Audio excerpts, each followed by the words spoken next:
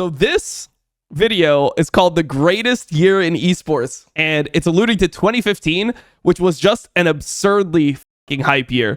If you don't remember, this is the year where EG won Dota 2 International and NA team won the Dota 2 International with Sumail.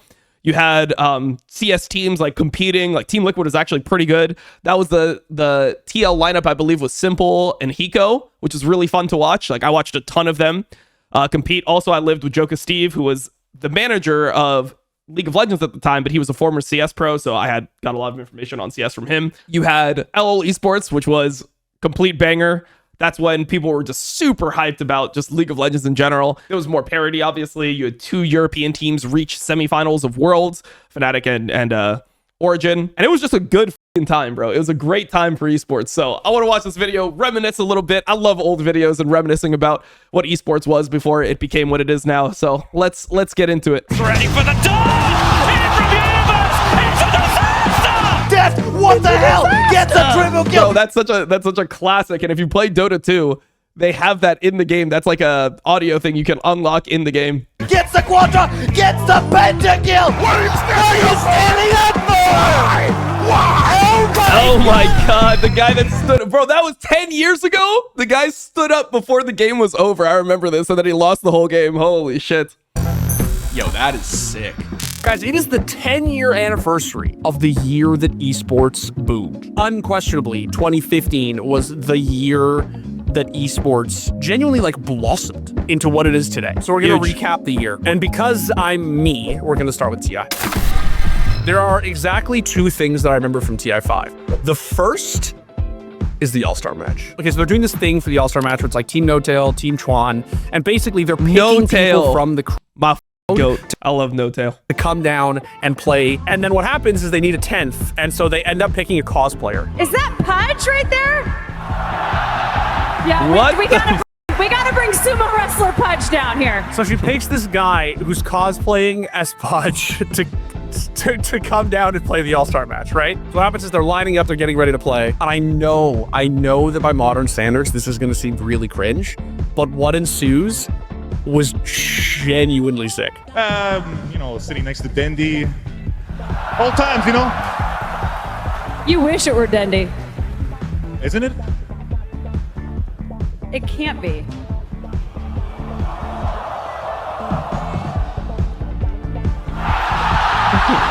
Bro, that's not cringe. Come on, bro. That's just fun. But honestly, nowadays to the kids, having fun is like pretty cringe. Like anything you do where you're enjoying yourself and somebody else can tell that you're enjoying yourself, it's like that's pretty fucking that's pretty cringe. It actually caught us off guard because Casey was really new to Dota at this point, right? She was still like learning the ropes. It seemed really feasible that she would just pick a cosplayer from the crowd, right? Because they were dressed up as Pudge. And it just actually was so well planned. Nobody saw it coming. And this crowd, bro, oh my God. That's the first thing I remember about TI5. The next thing I remember about TI5 is this. I don't even have to intro this one, baby. Oh, I will, man. just because there's The some people out there universe. who need to know. The universe, Earthshaker. Earthshaker. CDEC EG Grand Finals. EG have a very, very nice lead, but what happens is Sumail gets picked by like 17 billion ultimates and abilities in the mid lane. Now the thing is, because Sumail had Bloodstone, right, his spawn timer is actually reduced, but he's still dead for 40 seconds. But CDEC, in sort of like a bout of desperation, they rush are like, Roshan? Let's Rosh. Let's get a Roshan here, which for all you league scrubs out there is the equivalent of Baron. Here's the thing. Yep. EG are very ahead.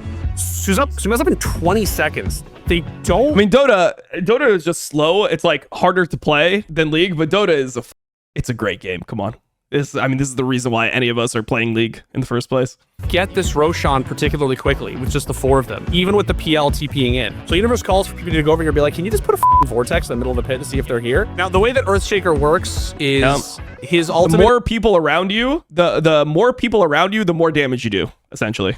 Is basically like a Malphite ult, except it does more damage the more targets you hit with it. Why does that matter? Because there are 5 of them in the pit. Never played? Brother, it doesn't matter if you played or not. The reason you're playing League of Legends is because Dota exists. League of Legends was just a ripoff of Dota. It is literally just a Dota ripoff that they did to make it more like kid-friendly and more fast-paced. What ensues is probably the single greatest wombo combo in Dota history, and I don't give a shit if you call it any bias. There is no hook shot. They're all together. PPD, here comes the Ice Blast, ready for the dunk! In from Universe! It's a disaster! CDEC! They're gonna get wiped for the fate of the earth, apart from aggressive. I can watch this play, bro. Like, that NA Pride just swells. There's also a multicam edition that absolutely... Yep, for the ADHD brain. Look at the scream from Universe. Absolutely. In from Universe! It's a disaster! CDEC!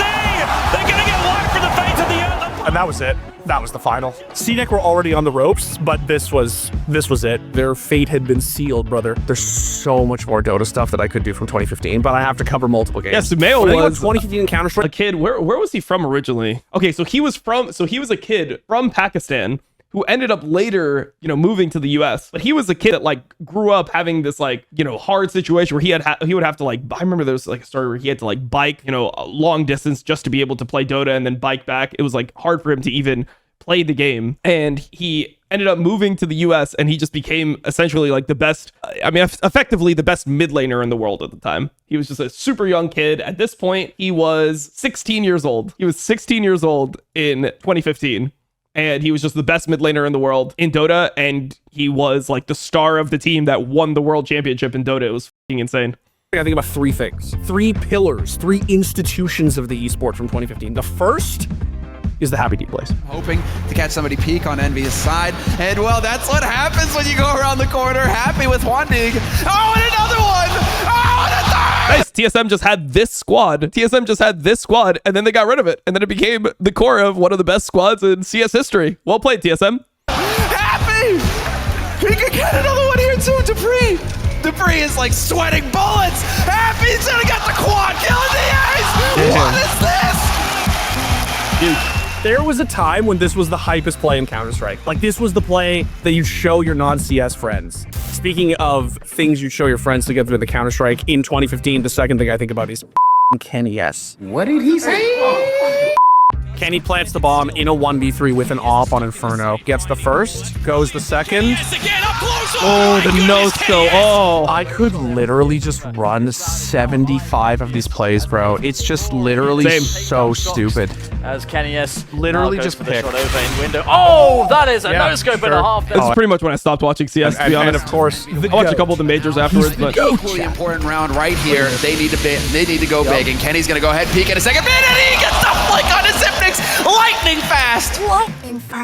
the third thing I think about is this map between Fnatic and Envious. This VOD has 11 million views, brother. This is map 1 of the grand final from Cologne 15. I've talked about it before on this show. This was basically the tournament that, like, really brought CSGO to the world. This was when the game started to really gain traction as an esport and get serious. And a big part of that is just the Fnatic bullying. Was that D-Man a last nanosecond kill? And look at the guns. It's the observing. It's the observing that makes it. It is. If they had observed any single one of these players, this play would have absolutely sucked and would never have had a graffiti. It's the fact that they chose to observe Apex, and then you just see the 4 X-rays, all with the elbows cocked, dead. It's so good. It's actually so good, dude. All right, League of Legends. I can't believe I'm doing this, guys, but I'm actually gonna put a LCS clip on here. You know why? Remember in 2015 when winning the LCS actually meant something? I'm super serious. I'm not memeing. This is the CLG final against TSM. This was Doublelift's first regional title, if memory serves, and it was a really big deal when they won this. And this penta that he got here on Jinx. And if TSM won this, I would have went to Worlds. Because CLG got, like, I think we beat them in quarterfinals, the split before. So they would have got a 6th place and a 2nd place, and their points would have been enough for them to go to Worlds. So if Doublelift and Afromu didn't completely shit on everyone in this finals, I would have just went to Worlds that year as well. Sealed the deal. Gonna get it that time. It's a triple for Doublelift. Oh man, what was so sick about this play is just like the stakes. Like, it's a nice mechanical play. It's look at the crowd, bro. This crowd is over double the size of the crowd that they have now for MSI. But like, it's really just like the stakes of this series were absolutely insane. Guys, how 2015 is it that the ADC is just actually able to orb walk and not get like literally one-shotted by a tank? Like, they win off this play. This guy's low. Game 3, then Game 3, you get the iconic Castra call. And the face faithful shall be rewarded. He called it orb walking. This guy is Dota pilled. COG take the inhibitor. They're gonna take the Nexus turrets, and they're gonna take a trip to Worlds. I was still a huge Dota head back then. I wasn't even a big League guy, and even I was like actually watching these. Bro, look at that crowd. Look at that crowd. And you know what's crazy is this crowd, because I mean I played the day before this, obviously for the third place match. This crowd was packed on both days. Like now, imagine they do a fourth place match between Shopify and TL. And they put it in an arena like this. How many people is it filling? Back then, the crowd was just filled both days. People just going nuts. MSI had empty seats. I was in the MSI arena. MSI had a lot of empty seats. Unless T1 was playing, the arena was not filled. When FlyQuest was playing, wasn't even close to filled, right? When NA teams played against NA teams at this point, you literally were able to fill the entire venue.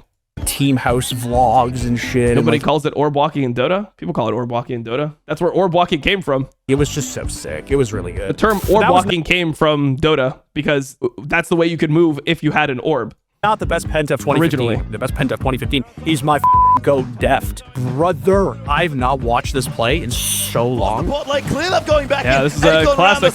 Baron fight, EDG, LGD, God this v. is spring finals, LGD like TBQ. LPL spring, I think, spring. And watch Deft on Sivir. So the team fight is not going EDG's way. It's Look at going how bad long for the team EDG, fights used and to last. watch Deft flashes.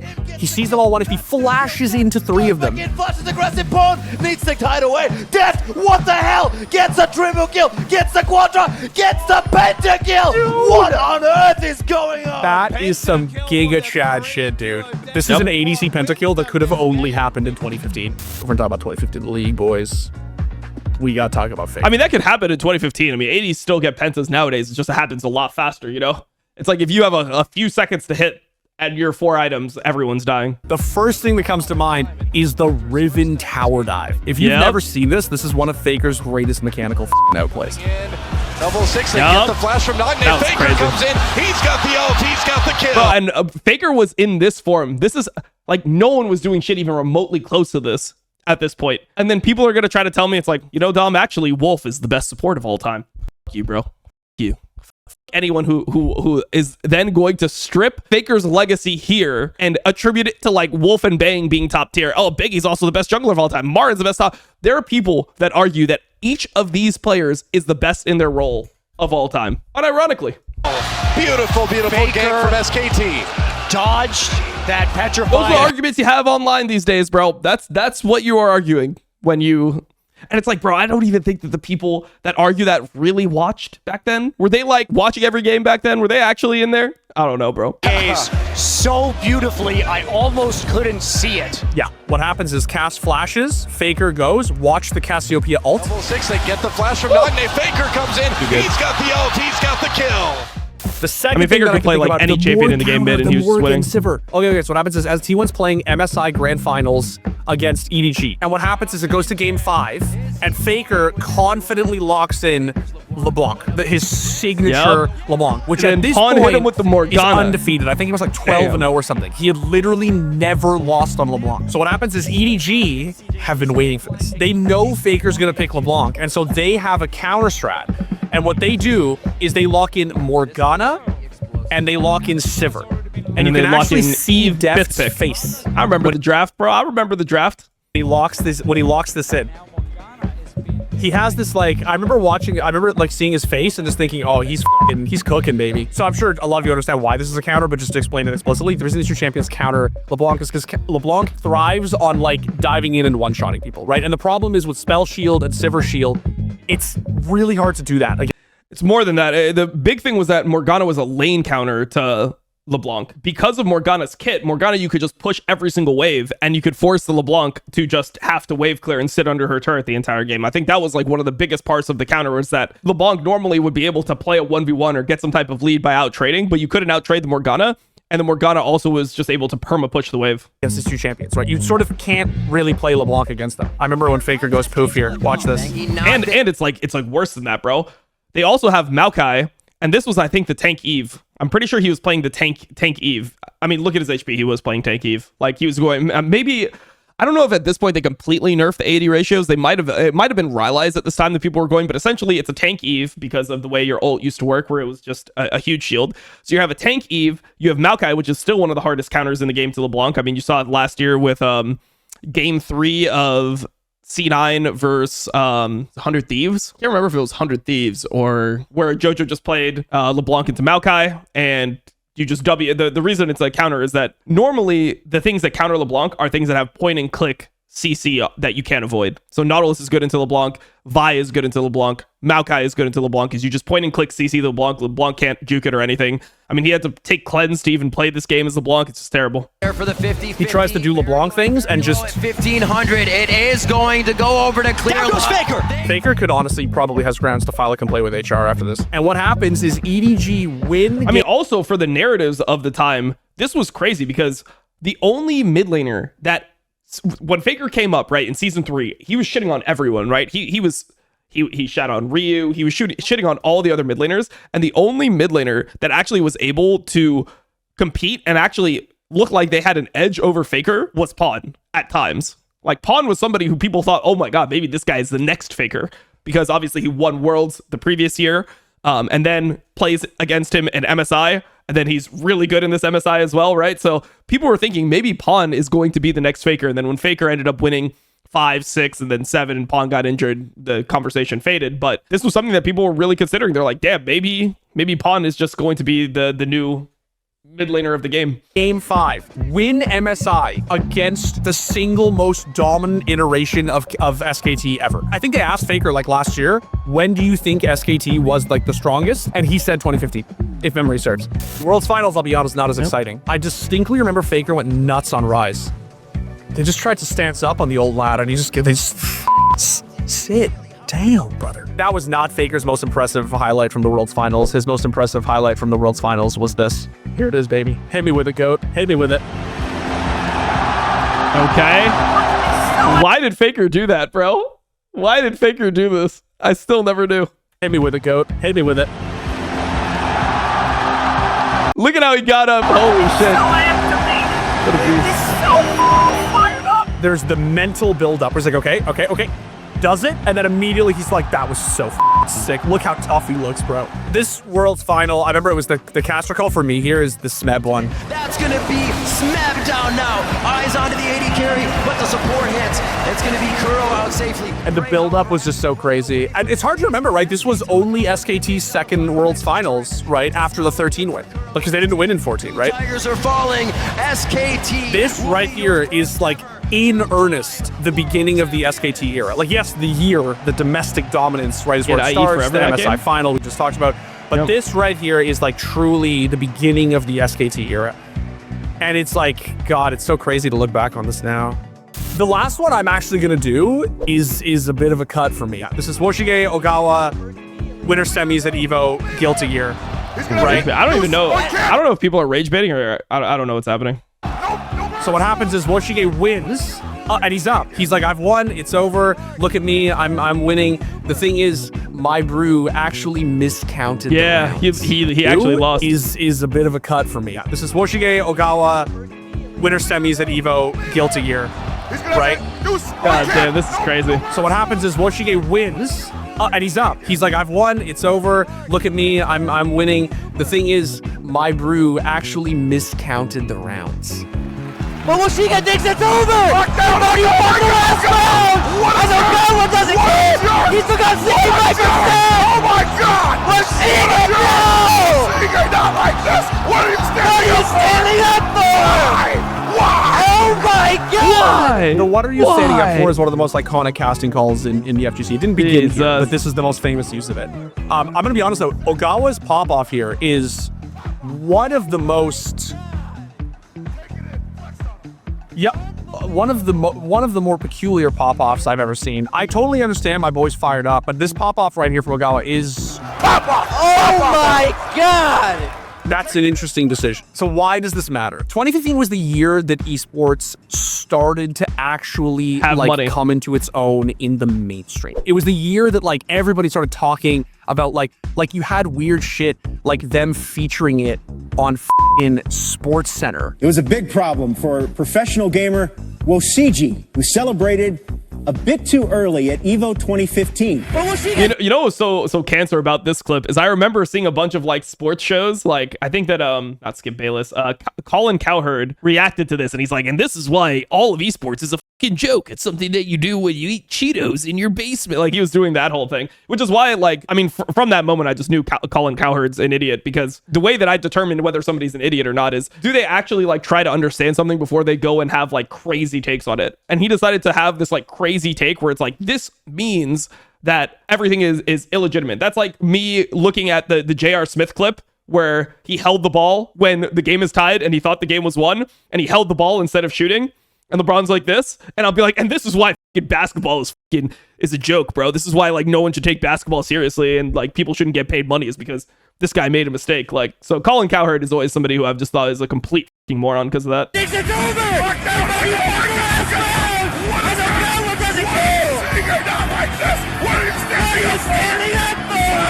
What are you standing up for? One of the most quintessentially 2015 things I've ever seen. It was so good. What a year, man. What a year, dude. There's so much more. Hey, LeBron, we're good. Ben Simmons is here. I mean, you're going to have takes like that. Like, I don't even care about takes like that much, you know? Like, obviously, he's exaggerating, but it did look like Ben Simmons was going to be a fucking superstar for a long period of time.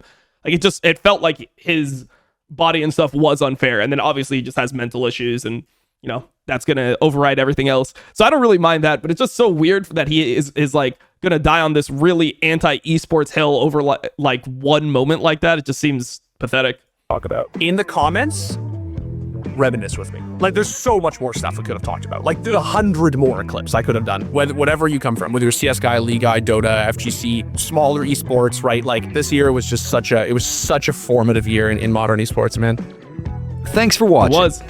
It was. Man, I love that year, dude. When I watch videos like that, it makes me wonder what esports is going to be.